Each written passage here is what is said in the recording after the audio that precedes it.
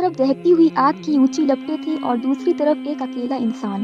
پوری قوم تماشا دیکھ رہی تھی کہ آج ابراہیم علیہ السلام کا انجام کیا ہوگا، لیکن جیسے ہی انہیں آگ میں پھینکا گیا، قدرت نے پوری دنیا کو حیران کر دیا۔ السلام علیکم۔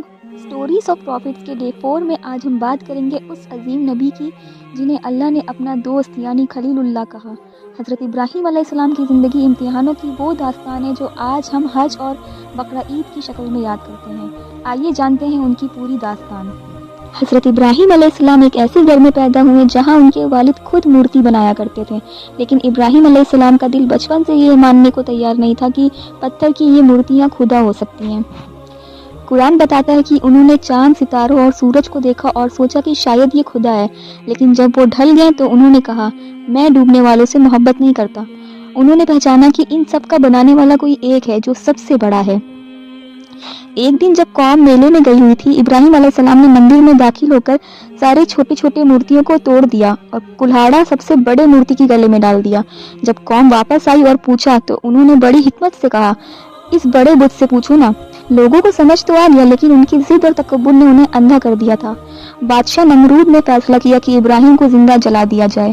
ایک بہت بڑی آگ جلائی گئی، اتنی بڑی کہ پرندے بھی اس کے اوپر سے نہیں اڑ سکتے تھے، لیکن جیسے ہی ابراہیم علیہ السلام کو آگ میں پھینکا گیا، اللہ نے آگ کو حکم دیا، اے آگ ابراہیم کے لیے ٹھنڈی اور سلامتی والی بن جا۔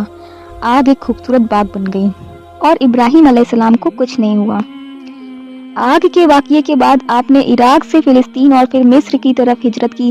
آپ کے ساتھ آپ کی بیوی سارہ تھی۔ بعد میں آپ کی زندگی میں بیوی ہاجرہ آئیں۔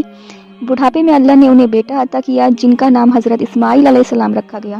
اللہ کے حکم سے ابراہیم علیہ السلام کی بیوی اور ان کے بیٹے اسماعیل علیہ السلام کو مکہ کے بے آباد ریگستان میں چھوڑ دیا۔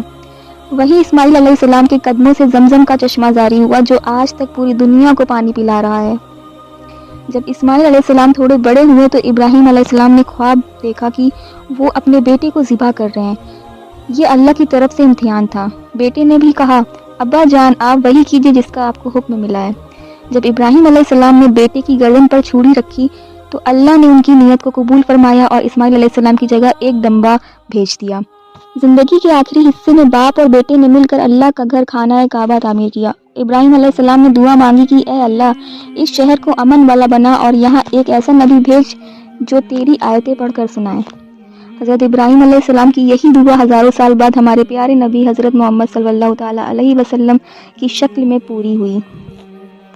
حضرت ابراہیم علیہ السلام کی پوری زندگی ہمیں ایک ہی بات سکھاتی ہے، اللہ پر مکمل بھروسہ۔